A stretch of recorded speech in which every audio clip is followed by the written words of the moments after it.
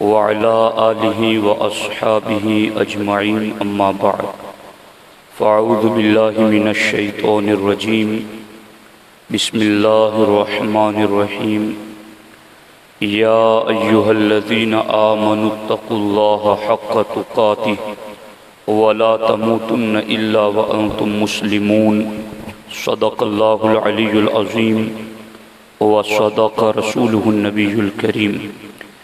انتہائی احترام و عقیدت کے ساتھ حضور سید المرسلین خاتم الانبیاء شفیع المذنبین رحمت للعالمین خاتم المعصومین راحت العاشقین صلی اللہ تعالی علیہ وآلہ واصحابہ وبارک وسلم کی بارگاہ میں اپنی غلامی کا ثبوت دیں اور جس طریقے سے میں پڑھا ہوں میرے ساتھ مل کر با ادب و آواز بلند نذرانہ محبت پیش کریں۔ الصلاة والسلام علیک یا رسول اللہ، الصلاة والسلام علیک یا حبیب اللہ، الصلاة والسلام علیک یا نبی اللہ، وعلی آلک واصحابک یا نور اللہ، صلی اللہ تعالی علیہ وسلم۔ دوستان محترم، قرآن مجید میں موجود آیات یا ایھا الذین آمنوا پر ہماری گفتگو چل رہی ہیں۔ سورہ آل عمران کی آیت نمبر 102 اللہ رب العزت نے ارشاد فرمایا یا ایھا الذین آمنوا اتقوا اللہ حق تقاتہ، اے ایمان والو اللہ سے ڈرو جیسا ڈرنے کا حق ہے، وَلَا تَمُوتُنَّ إِلَّا وَأَنْتُمْ مُسْلِمُونَ، اور حالت اسلام ہی میں مرنا۔ اب یہاں دو چیزیں ہیں۔ پہلی چیز یہ ہے کہ اللہ سے ڈرو جیسا ڈرنے کا حق ہے، حق تقاتہ، اللہ رب العزت کے وہ صالحین بندے جن کی راتیں اور جن کے دن مسلسل طاعت و بندگی میں گزرتے ہیں، دن کو روزہ رکھتے، رات کو قیام کرتے، تسبیح و تحلیل، ذکر و فکر، عبادت و بندگی میں جن کے ایام گزرتے جاتے تھے، وہ اتنی عبادت کرنے کے باوجود بھی یہ کہتے ما عبدناک حق عبادتک، اے اللہ ہم تیری عبادت کا حق ادا نہیں کر سکے۔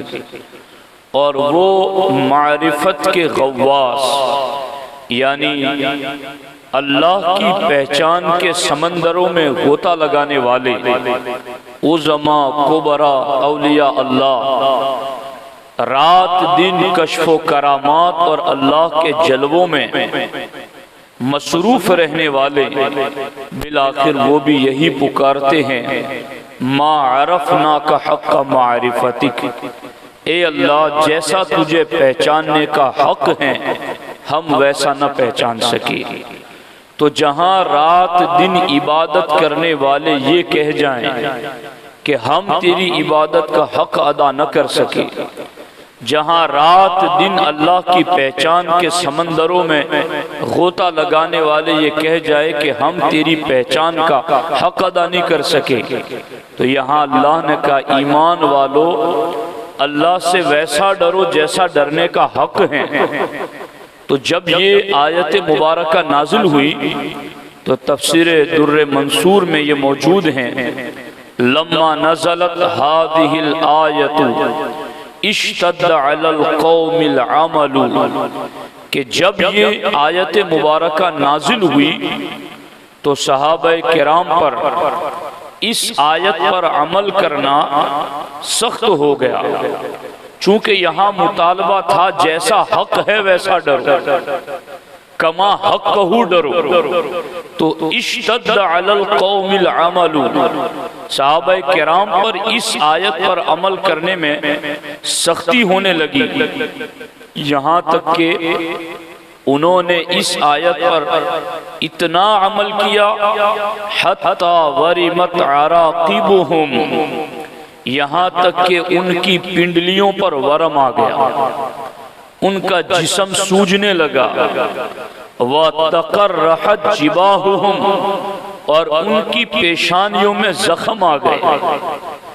اس آیت کا حق ادا کرنے کے لیے، چونکہ اس میں مطالبہ تھا کہ اللہ سے ویسا ڈرو جیسا ڈرنے کا حق ہے، تو اب پنڈلیاں متورم ہو گئیں، پیشانیاں زخمی ہو گئی، تو اللہ رب العزت نے فَأَنزَلَ اللَّهُ تَعَالَى تَخْفِيفًا عَلَى الْمُسْلِمِينَ فَاتَّقُوا اللَّهَ مَا اسْتَطَعْتُمْ، تو اللہ رب العزت نے ایمان والوں پر آسانی کرنے کے لیے دوسری آیت اتاری، کون سی؟ فَاتَّقُوا اللَّهَ مَا اسْتَطَعْتُمْ، اللہ سے ڈرو جتنا تم سے ہو سکے۔ آپ اندازہ لگائیں اس چیز پر، یعنی جن پر پہلی آیت میں یہ مطالبہ تھا حق تقاتی، کہ ڈرنے کا حق ادا کرو، تو انہوں نے حق ادا کرنے کی کوشش ضرور کی اور رات دن لگا دیے کہ اللہ کی بارگاہ میں ویسے رہیں جیسا رب چاہتا ہے، مگر جب ان کے جسموں پر اس آیت پر عمل کی وجہ سے کچھ گرانی ہوئی، تو رب ذوالجلال چونکہ محبوب کی امت پر خاص مہربان ہے، تو رب نے آیت اتار کر آسانی کر دی، چلو کما حقہ نہیں تو اب جتنا تم سے ہو سکے اتنا رب سے ڈرو، اتنا خوف خدا اختیار کرو۔ اب یہ جو اللہ سے اتنا ڈرو کہ جتنا تم سے ہو سکے، اس ضمن میں کیا آتا ہے پھر کہ مستطاعتم، تمہاری استطاعت میں جو ہے وہ کیا ہے؟ حق تقاتی، تو یہ تو بڑے بڑے عابد کہہ گئے ما بدنا کا حق عبادتی، تو پھر جہاں مستطاعتم اس کے لیے آسانی کی صورت میں آیا، تو وہ مستطاعتم کیا ہے؟ یعنی جس طرح سے آپ حج کے لیے جانا چاہیں تو قرآن میں ہے من استطاع الیہ سبیلا، کہ جو استطاعت رکھیں اس کے اوپر حج فرض ہے، تو وہاں فقہ کی کتابوں میں پورے چیپٹر لکھے ہوئے ہیں کہ شریعت نے استطاعت کسے مانا ہے، تو یہاں جب حق تقاتی کے ساتھ تخفیفاً تسہیلاً آسانی کے لیے مستطاعتم کہا گیا، تو یہ مستطاعتم کیا ہے؟ تو اس سلسلے میں دو باتیں میں آپ کی خدمت میں عرض کرنا چاہتا ہوں۔ مستطاعتم کی تفسیر میں، تفسیر بیضاوی میں حضرت عبداللہ ابن مسعود رضی اللہ تعالیٰ عنہ سے روایت ہے، اور باضابطہ آیت کی تفسیر میں یہ لفظ ہمارے نبی کی زبان مبارک سے بھی ادا ہوئے۔ اللہ کے رسول علیہ السلام ارشاد فرماتے ہیں ہوا ان یطاع فلا یعصى وَيُشْكَرَ فَلَا يُكْفَرُ وَيُذْكَرَ فَلَا يُنْسَى، کہ اب تمہیں اللہ سے ڈرنے کا جو حکم دیا گیا ہے کہ تم اپنی طاقت اور وسعت اور استطاعت کے مطابق ڈرو، تو اس کا مطلب یہ ہے کہ تمہیں تین کام کرنے ہیں۔ پہلا کام یہ ہے ان یطاع فلا یعصى، اللہ کی ایسی اطاعت کرو کہ جس میں نافرمانی کا شائبہ تک نہ آئے، یہ ہوگا تو تم اپنی وسعت پر اللہ سے ڈر رہے ہو۔ اور دوسرا وَيُشْكَرَ فَلَا يُكْفَرُ، اللہ کے ایسے شکر گزار بن جاؤ کہ ناشکری کی بھنک بھی پیدا نہ ہو۔ تو یہ تم نے اللہ سے ڈرنا اپنی وسعت کے مطابق کیا۔ اور تیسری چیز وَيُذْكَرَ فَلَا يُنْسَى، اور ہر دم رب کو یاد کرو، اسے بھول نہ جاؤ، اللہ کا ذکر کرتے رہو۔ اگر یہ تین کام کیے کہ نافرمانی چھوڑ کر اطاعت کی، ناشکری چھوڑ کر شکر ادا کیا، اللہ کی یاد سے غفلت برتنے کی جگہ اللہ کے ذکر میں زندگی گزاری، اگر یہ تین کام کیے تو اس آیت میں جو مطالبہ ہے کہ تم اپنی وسعت بھر اللہ سے ڈرو، اس پر عمل ہو جائے گا۔ اب میں بھی اپنے بارے میں سوچوں، آپ بھی اپنے بارے میں سوچیے کہ ان تینوں چیزوں میں ہم سے کہاں کہاں اور کتنی کمزوری ہو رہی ہے کہ ان یطاع، اللہ کی بات ماننا، اللہ کا حکم ماننا، تو ہم کہاں کہاں مانتے ہیں اور کہاں کہاں نہیں مانتے، یہ ہم کو اپنے آپ میں چیک کرنا ہے۔ دوسری چیز ہے ہمیں اللہ کا شکر ادا کرنا ہے، ناشکری نہیں ادا کرنا۔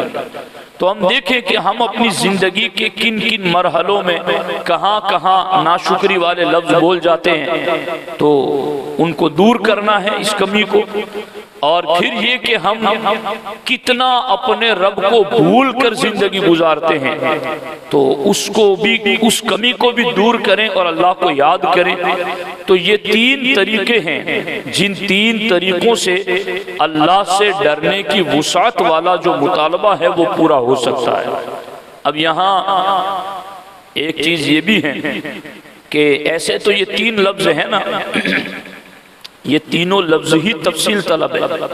ان یطاع فلا یعصى ویشکر فلا یکفر ویذکر فلا ینسى، یہ تینوں میں سے ایک ایک پر تفصیل طلب گفتگو ہیں، لیکن یہ جو آخری ہے نا کہ اللہ کو یاد کیا جائے، بھولا نہ جائے۔ میں ابھی چند دنوں پہلے ایک حدیث پاک میری نظر سے گزری کہ باضابطہ مومن جس زمین پر اللہ کا ذکر کرتا ہے وہ زمین اس کے لیے مغفرت کی دعا کرتی ہے۔ اور باضابطہ پہاڑوں کے بارے میں لفظ کے ساتھ ہی حدیث پاک میں موجود ہیں کہ روزانہ ایک پہاڑ دوسرے پہاڑ سے پوچھتا ہے کہ آج تیرے پاس سے کون گزرا؟ وہ کہتا ہے کوئی نہیں گزرا۔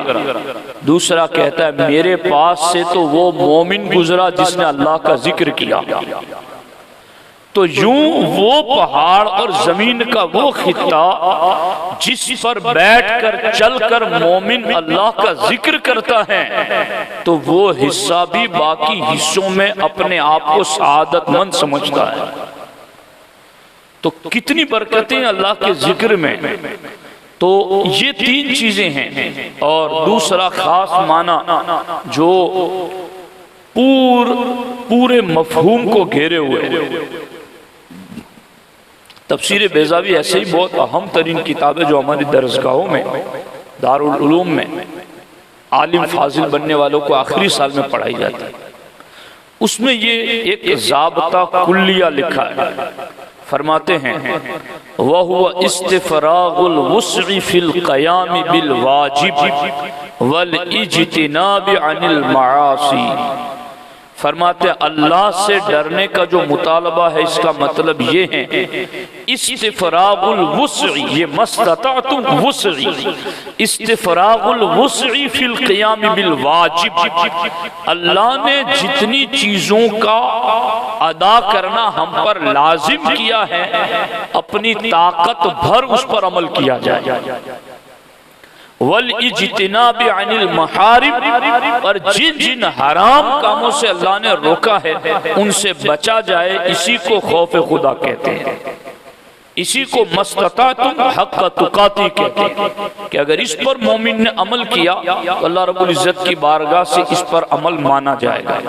اب اس سلسلے میں میں چند حدیثیں آپ کی خدمت میں عرض کرنا چاہتا ہوں جو بہت معنی خیز ہیں اور توجہ طلب بھی ہیں۔ حضرت سیدنا ابو ہریرہ رضی اللہ تعالی عنہ موجود تھے۔ اس وقت ہمارے نبی علیہ السلام نے فرمایا کون ہے جو مجھ سے نصیحت سیکھیں، عمل کریں اور انہیں پہنچائیں جو عمل کریں۔ تو حضرت ابو ہریرہ فوراً اٹھ کھڑے ہوئے، کہا حضور مجھے بتا دیں میں عمل کروں گا اور اوروں تک پہنچاؤں گا۔ تو پھر سرکار نے وہ لفظ ان کو کہہ دی، وہ کیا ہے؟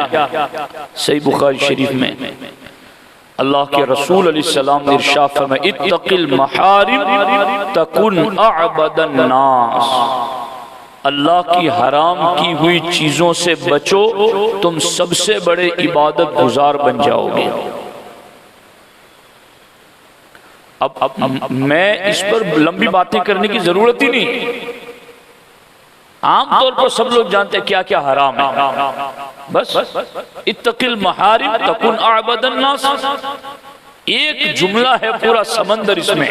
یعنی کئی لوگوں کو میں نے یوں دیکھا سنا، وہ یہ کہتے ہیں کہ ہم نے بس ایک جملہ لکھ لیا تھا اور اسی کو نظر میں روز رات دن رکھتے اور عمل کرتے رہے تو ہماری زندگی سنور گئی۔ بس یہی ایک لفظ اتق المحارم تکن اعبد الناس، اللہ کی حرام کی ہوئی چیزوں سے بچو، تم سب سے بڑے عبادت گزار بن جاؤ۔ وَرْضِ بِمَا قَسَّمَ اللَّهُ لَكَ تَكُنْ أَغْنَى النَّاسِ، اللہ کی تقسیم پر راضی ہو جا تو سب سے بڑا مالدار ہو جائے گا، غنی ہو جائے گا۔ یہ صرف ظاہر کی غنا ہی نہیں، اللہ دل کی بھی غنا عطا کر دے گا یہ چیز۔ وَأَحْسِنْ إِلَى جَارِكَ تَكُنْ مُؤْمِنًا، اپنے پڑوسی کے ساتھ اچھا سلوک کر تو مومن ہو جائے گا۔ اللہ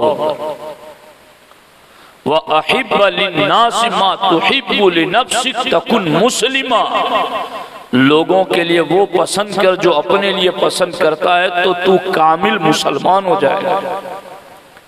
یہ کہا گیا نا آیت میں وَلَا تَمُوتُنَّ إِلَّا وَأَنْتُمْ مُسْلِمُونَ، کہ مرنا نہیں مگر اسلام پر۔ تو یہ کامل اسلام کب ہوگا؟ مَا تُحِبُّ لِنَفْسِكَ، جو اپنے لیے پسند کرتے ہو اپنے بھائی کے لیے وہ پسند کرو، اللہ تمہیں اسلام کا کمال عطا کر دے گا۔ وَلَا تُكْسِرِ الزِّحْكِ، اور بہت ٹھٹھے مار کر ہنستے نہ رہنا۔ فَإِنَّ كَسْرَةَ الزِّحْكِ تُمِيتُ الْقَلْبَ، اس لیے کہ زیادہ ہنسنا دل کو مار دیتا ہے۔ تو یہ باتیں ہمارے نبی علیہ السلام نے سیدنا ابو ہریرہ رضی اللہ تعالیٰ عنہ کو پہنچائی عمل کرنے کے لیے، اور آگے ان تک پہنچانے کے لیے جو عمل کرنے والے۔ انشاءاللہ میں بھی عمل کروں گا، آپ بھی عمل کی نیت کر لیں انشاءاللہ سوچ۔ اب ایک دوسری حدیث پاک حضرت نعمان بن بشیر رضی اللہ تعالیٰ عنہ سے روایت ہے، فرماتے ان الحلال بین والحرام بین، کہ حلال بھی واضح ہیں اور حرام بھی واضح ہیں۔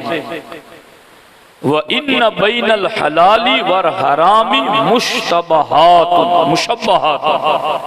اور حرام اور حلال کے درمیان چند چیزیں شبہ والی ہیں۔ یہ دیکھو متقی بنا کیسے جائے گا، دونوں کے درمیان چند چیزیں شبہ والی ہیں۔ لا یدری کثیر من الناس امن الحلال ہی امن الحرام، سرکار فرماتے ہیں لوگوں میں سے بہت لوگ ایسے ہیں جو نہیں جانتے کہ حلال کیا ہے اور حرام کیا ہے۔ فمن ترکہا استبرأ لدینہ وعرضہ، تو جس نے ان شبہ والی چیزوں کو چھوڑ دیا اس کا دین بھی سلامت ہے، اس کی عزت بھی سلامت ہے، دونوں چیزیں اس کی سلامت رہے۔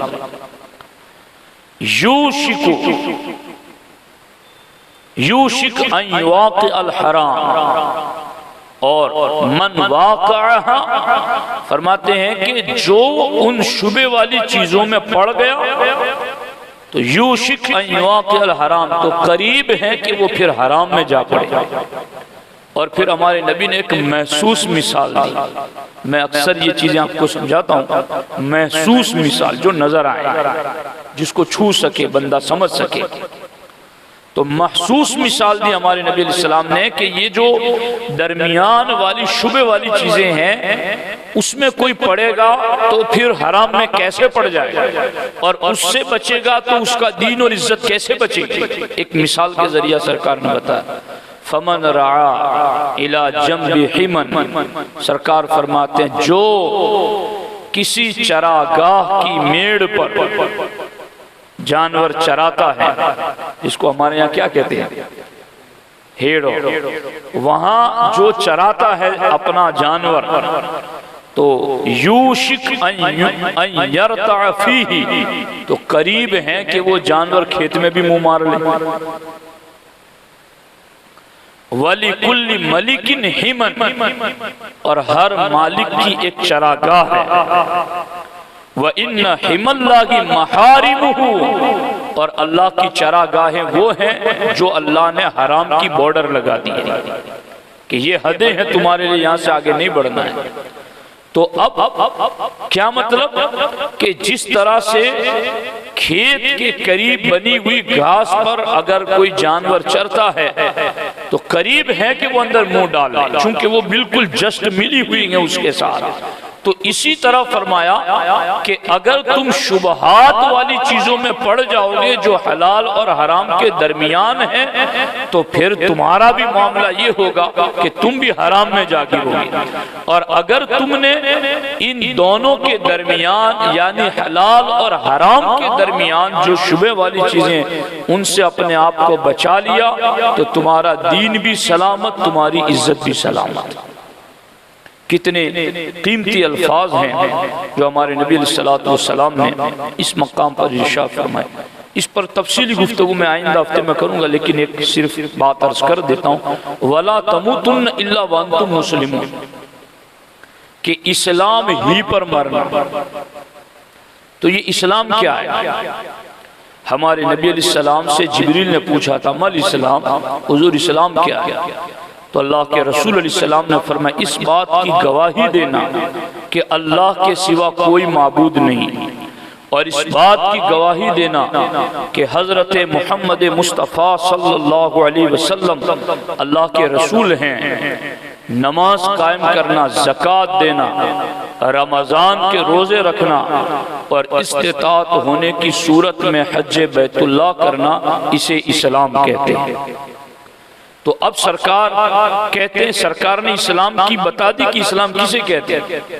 اب کہا گیا کہ تم مرنا نہیں مگر اسلام پر، اور مرنا نہیں مگر اسلام پر، اور جب انتقال کر گئے تو دعا میں کیا پڑھا؟ دعا میں یہی تو پڑھا، من احییتہ منا فاحیہ علی الاسلام، اے اللہ تو ہم میں سے جس کو زندہ رکھے اس کو اسلام پر زندہ رکھے۔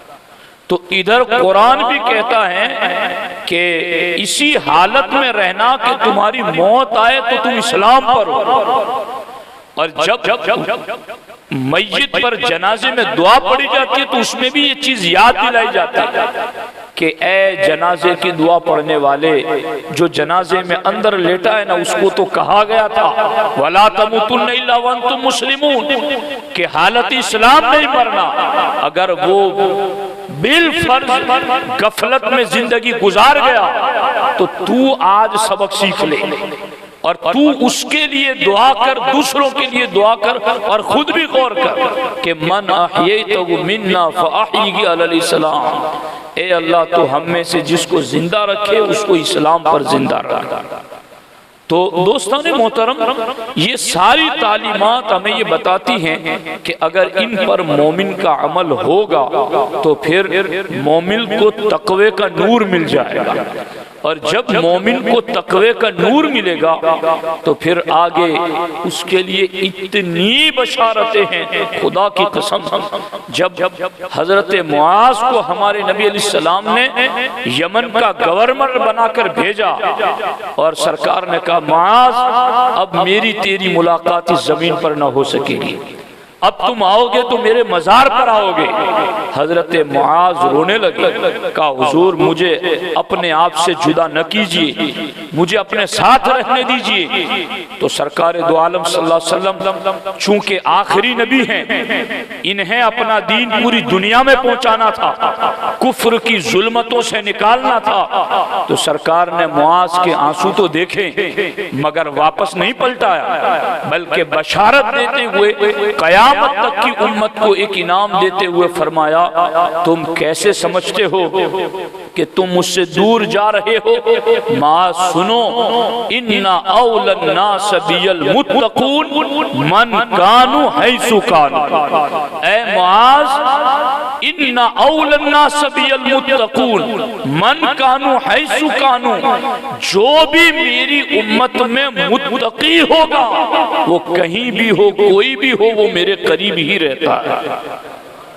من کانو، وہ کوئی بھی ہو، حیث کانو، وہ جہاں کہیں ہو، اولی الناس بھی متقی ہیں تو وہ مجھ سے قریب ہے، میں اس سے قریب ہوں۔